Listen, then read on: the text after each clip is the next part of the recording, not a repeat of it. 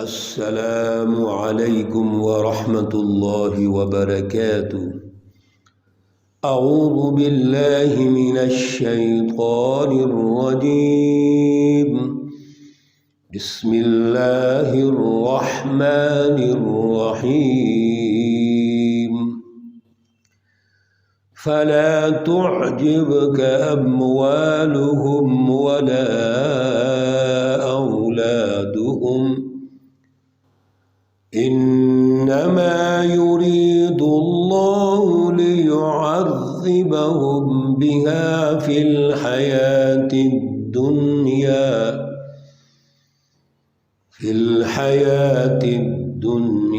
وتزهق أنفسهم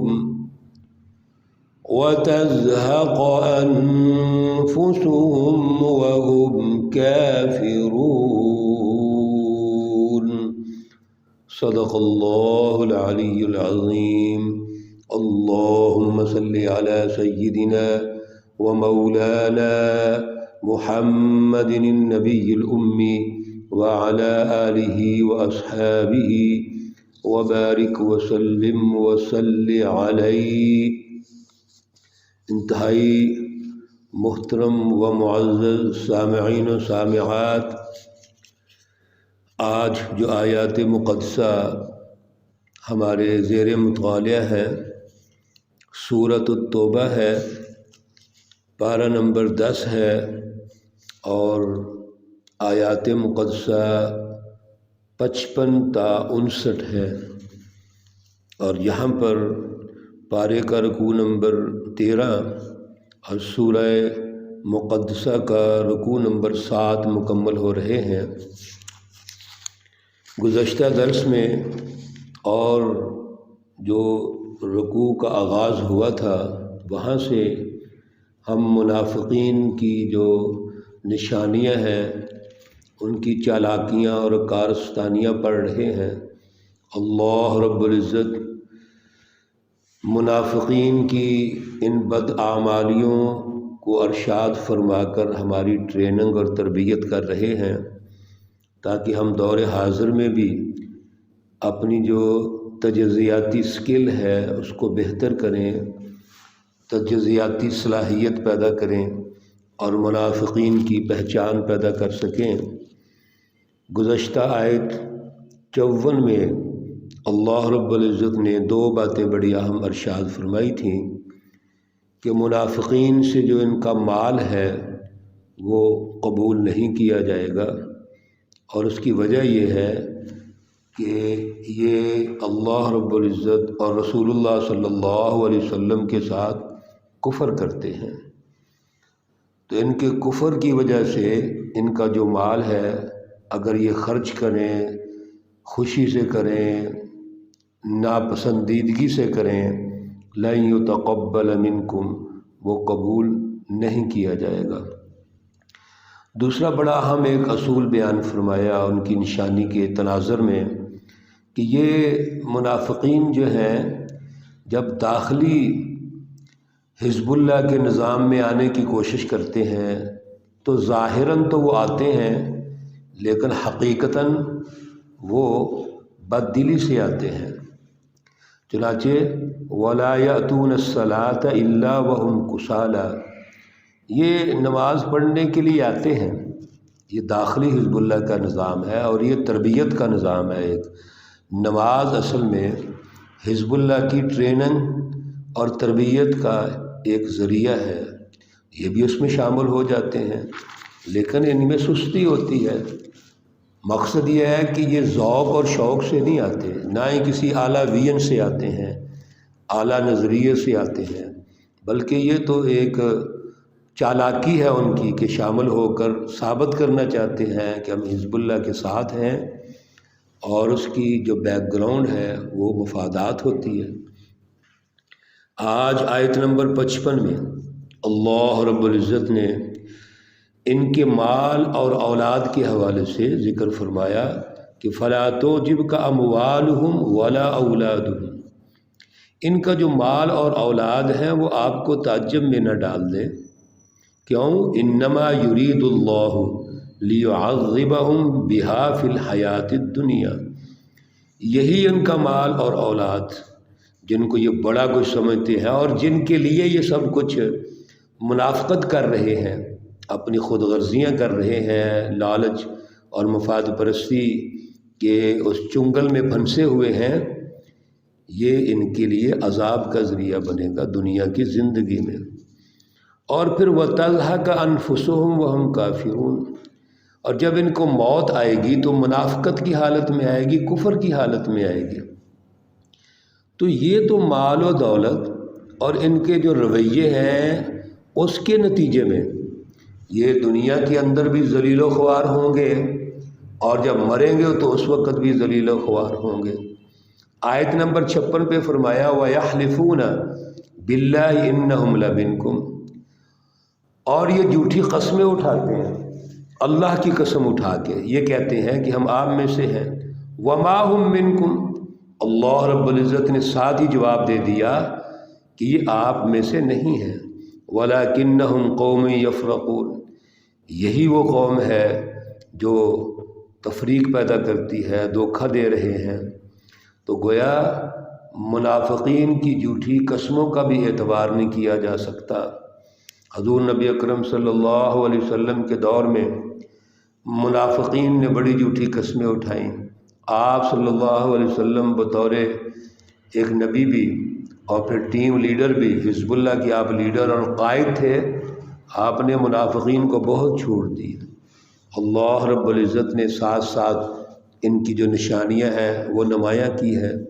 چنانچہ سورۃ المنافقون 28ویں پارے میں اللہ رب العزت نے باقاعدہ نازل فرمائی اور to the point, pin point یہ بتا دیا کہ یہ منافقین ہیں اور کون کون ان میں منافقین ہیں۔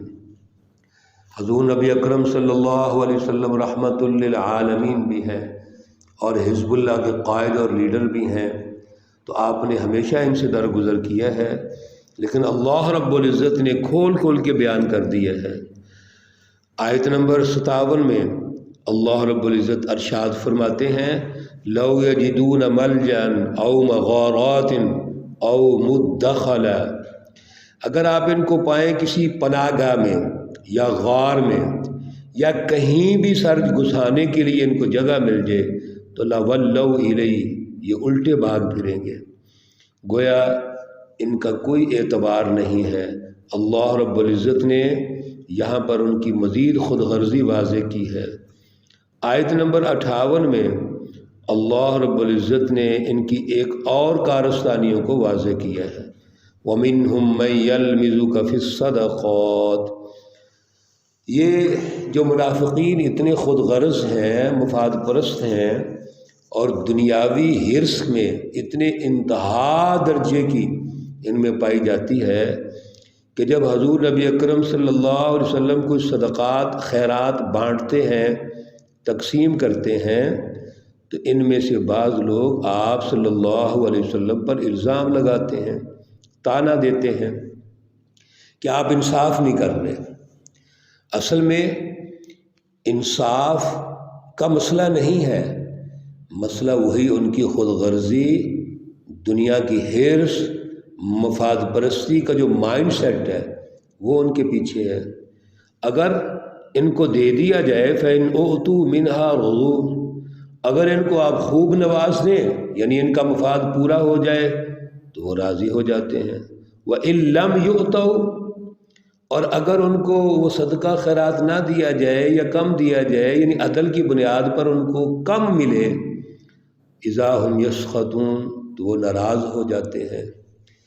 یہ مائنڈ سیٹ ہوتا ہے ایک کہ جب بھی کہیں پر یہ منافقین اور مفاد پرست ان کو کچھ مقصد حاصل ہو جائے تو وہ خوش ہو جاتے ہیں۔ آج بھی دور حاضر میں یہ جتنی سیاسی جماعتیں ہیں اور اس سسٹم سے وابستہ ہیں، اگر ان سیاسی جماعتوں کو جو اعلی کار ہے اس سسٹم کے، اور سسٹم اعلی کار ہے بڑی طاقتوں کا، جب ان کو ان کے مفادات مل جائیں تو وہ اس سسٹم سے وابستہ ہوتے ہیں اور اس کے لیے خوشیاں مناتے ہیں، دیگیں تقسیم کرتے ہیں۔ اور اگر کہیں کسی جگہ پر ان کو مفاد حاصل نہ ہو تو وہ سسٹم کے مخالف ہو جاتے ہیں۔ تو اصل میں ان کی مخالفت یا ان کی تائید کے پیچھے ان کے مفادات ہیں، انسانیت نہیں ہے۔ تجزیہ میں یہ کرنا چاہیے کہ ان کے پیچھے کوئی انسانی ویژن نہیں ہے، اللہ رب العزت کی رضا نہیں ہے، بلکہ ان کی ذاتی اغراض ہیں۔ یہ منافقین کا جو تجزیہ ہے یہ ہمارے پیش نظر ہر وقت رہنا چاہیے۔ اور آیت نمبر 59 میں اللہ رب العزت نے خلاصے کے طور پر حزب اللہ کا پھر تذکرہ فرما دیا، وَلَوْ أَنَّهُمْ رَضُوا مَا آتَاهُمُ اللَّهُ وَرَسُولُهُ۔ اصل میں تو اللہ رب العزت اور رسول اللہ نے جو دیا ہے یا آپ کی سرپرستی ہے، نگرانی ہے، اسی پہ خوش ہونا چاہیے تھا۔ اور حزب اللہ ہمیشہ اللہ کی رضا پہ خوش ہوتی ہے، رسول اللہ صلی اللہ علیہ وسلم کے جو حکم ہے اس کی اطاعت پہ خوش ہوتی ہے، کیونکہ اس کا ایک مشن ہوتا ہے، اس کا ایک ویژن ہوتا ہے، اس کے سامنے یہ دنیا کی اغراض اور ذاتی مفادات کی کوئی اہمیت نہیں ہوتی۔ پھر وہ وقالوا حسبنا اللہ، وہ تو اللہ رب العزت پر اعتماد کرتے ہوئے یہ کہتے ہیں کہ حسبنا اللہ، ہمیں اللہ ہی کافی ہے، یعنی ہم اللہ پہ بھروسہ کرتے ہیں، جیسے اللہ چاہیں گے ہم اسی طرح کریں گے، اور وہ تو اپنے جان اور مال کی قربانی دیتے ہیں۔ گویا حزب اللہ کا معیار اللہ رب العزت نے پھر ارشاد فرما دیا اور ہماری تربیت کی کہ اب ہم نے کیا کرنا ہے۔ ہمارا جو ویژن ہے وہ حزب اللہ والا ہونا چاہیے، وہ رسول اللہ صلی اللہ علیہ وسلم کی اطاعت، اللہ کی رضا اور اللہ کی بالادستی قائم کرنے کے لیے، اس کی رٹ قائم کرنے کے لیے اپنی جان اور مال کی قربانی۔ نہ تو کفار والا رویہ ہونا چاہیے اور نہ ہی منافقین والا ہونا چاہیے۔ یہ پورا رکوع جو ہم نے پڑھا ہے اور ماشاء اللہ ہم نے سنا ہے اور ٹریننگ اور تربیت حاصل کی ہے، ہمیں ان منافقین کی تمام تر جو سازشیں ہیں، ان کا مائنڈ سیٹ ہے، ان کی چالاکیاں ہیں، بدعمالیاں ہیں اور ان کے جو رویے ہیں، اللہ رب العزت نے ایک ایک کر کے کھول کے بیان کر دیے ہیں۔ ہم نے ان سے سبق حاصل کرنا ہے اور ہم نے ان سے سبق حاصل کر کے دور حاضر میں جتنی بھی جماعتیں ہیں ان کا تجزیہ کرنا ہے کہ کون سی جماعت ملک اور قوم کے ساتھ مخلص ہے، کون سی جماعت اللہ اور رسول اللہ صلی اللہ علیہ وسلم کی اطاعت میں سچی ہے، اللہ کی ریٹ کو قائم کرنا چاہتی ہے، انسانیت کو غلامی سے نکالنا چاہتی ہے، ظلم سے نکالنا چاہتی ہے، اور کون سی جماعتیں اعلی کار کے طور پر وہ استعمال ہو رہی ہیں، اپنا کردار ادا کر رہی ہیں۔ اللہ رب العزت ہمیں اعلیٰ شعور، اعلیٰ نظریہ عطا فرمائے اور اپنے ساتھ رسول اللہ صلی اللہ علیہ وسلم کے ساتھ اور رسول اللہ کی جو سچی جماعت حزب اللہ ہے اس کے ساتھ سچی وابستگی پیدا فرمائے اور وہاں سے ہمیں سچی رہنمائی حاصل کرنے کی توفیق اور صلاحیت عطا فرمائے۔ اللہ رب العزت تمام مرحومین و مرحومات کو جنت الفردوس میں اعلیٰ مقام عطا فرمائے، ان کی آخرت کی، برزخ کی، قبر کی جو منازل ہیں ان کے لیے آسانیاں پیدا فرمائے۔ اللہ رب العزت تمام بیماروں کو شفائے کاملہ عاجلہ مستمرہ عطا فرمائے، جو ہاسپٹلز میں ہیں، گھروں میں ہیں، جہاں پر ہمارے بیمار ہیں، سب کو اللہ تعالیٰ اپنا خاص کرم اور رحمت سے نوازے۔ ربنا تقبل منا انك انت السميع العليم وتب علينا انك انت التواب الرحيم، وصلى الله تعالى على النبي الأمي محمد وعلى آله وأصحابه أجمعين۔ السلام عليكم ورحمة الله وبركاته۔